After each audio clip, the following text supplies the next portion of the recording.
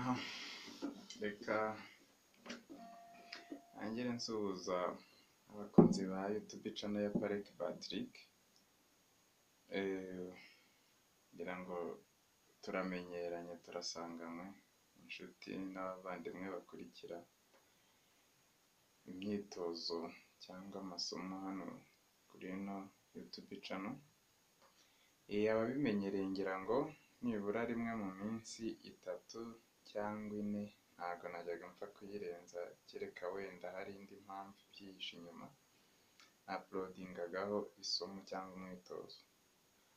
Aha muri no minsi rero guhera ku wa 2 w'iki cyumweru kirangiye, itariki ubwo hari zingahe amunota ishobora gusa, uyu munsi nkoze iyi video ni kuri 21 ku cyumweru, ku wa 2 w'iki cyumweru nyine cya 21 nagize accident.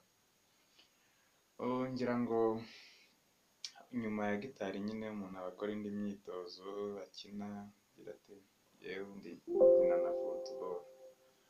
So muri uko gukina nyine aranyerengwira ukuboko muri no minsi, bikaba biri gutuma ntakora neza imyitozo ya gitari ngo nongere namwe mbasharinge. So rero nabibamenyeshaga kuko bamwe mu bo bamfitiye nimero bayinyatse nayibahaye mu comment, baramvugishije, harimo abambajije bati bite ko udaheruka kuduha umwitozo, harimo abanyita mwarimu bati mwarimu ko nta kintu uheruka kutwigisha. Impamvu nyine ni iyi ngiyi, naravunitse, ntabwo biri gukunda muri no minsi, gusa ni imvune idakomeye cyane kuko urabona ubu ngubu ndabasha gukora utumuvumenti dukeya, wenda ibingora ni ugusa n'ugorora gutya, mbese nko kujya koga birangora cyane guterura amazi gutya, ariko ndi kwiyitaho. Urabona nishyizeho bande,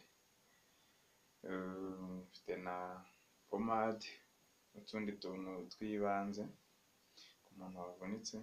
So ndi kumva bitarenza nk'ibyumweru 2, wenda nyuma y'ibyumweru 2 bihereye kuri uwo wa 2 ushize nzaba ameze neza, tuzongera turiziyuminga akazi kacu. Aha rero nibyo numvaga nifuza kubabwira, gusa irindi banga nuko, ikindi nako nababwira nuko kimeze nk'ibanga, ukwiye gusharinga. Niba uzi umuntu wenda nawe ukunda nk'ibi bintu dukora byo gutanga amasomo cyangwa imyitozo ya gitari kuri YouTube channel, ukwiye kumusharinga nawe yaba afite nk'indi channel wenda areberaho akayigusharinga, kugira ngo mbese ugire icyo bunguka. Burya gitari ni ikintu kigari cyane. Reka nguhe urugero rw'ukuntu ari kigari. Hari ugucuranga gitari wenda cya mbere mu buryo bwa gitari africaine, ngiye ni nayo nibandaho cyane. Nk'abajya banambwira wenda ngo gustraminga nabyo bizamo, ariko gustraminga ubundi babyita gitari y'inzungu.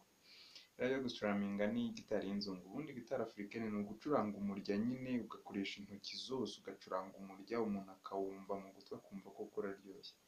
So gustraminga kuko byo bifata imirya myinshi icyarimwe, biriya hanini nibyo bita gitari y'inzungu cyangwa gitari ya européenne cyangwa americaine. So rero ngewe ahanini nicyo nibandaho, nibanda kuri gitari africaine yo gucuranga umurya. Na strumming ntabwo bivuze ko ntazayizaho cyangwa ntayizaho, ariko ntabwo ari muri hobby zanjye. Urumva nkubwiye ubwo buryo bwo gucuranga gitari. Gucuranga strumming ahanini bikunze no gukoreshwa n'abantu b'abarokore cyane, niyo gitari africaine yo gucuranga umurya ukawumva. So hari no gucuranga ibyo bita one man band, gucuranga mbese umuntu umwe gucuranga, nibwo uzumva umuntu ucuranga akubita na case cyangwa boot kugira ngo agire beat, mbese agacuranga ameze nk'uri gucuranga indirimbo yose ashyiramo n'amabeat. Hari na gitari yo muri gitari iriya y'abantu bacuranga muri orchestre, agacuranga afite umuntu umwakompanya. Hari no gucuranga gitari bass.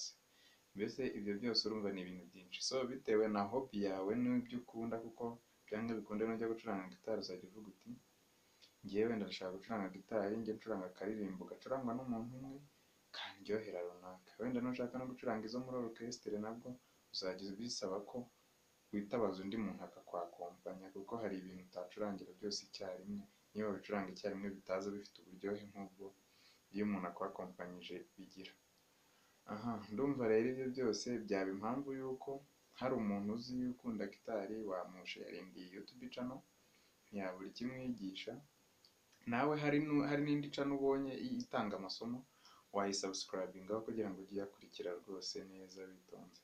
Burya gitari ni ikintu kigari, ntabwo wakigira ahantu hamwe, ni ikosa burya kwigira gitari ukajya uvuga ngo ibi byose nabikuye ahantu hamwe hariya, ntabwo ari byo.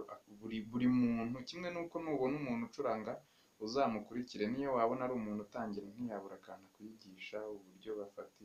Hari n'indirimbo ashobora kuba azi gucuranga wowe wenda utazi, cyangwa uyizi mu buryo buvunanye. Buriya hari ukuntu umuntu acuranga ibintu we ubwe akagerageza kubikomplika kandi ari ibintu byoroshye.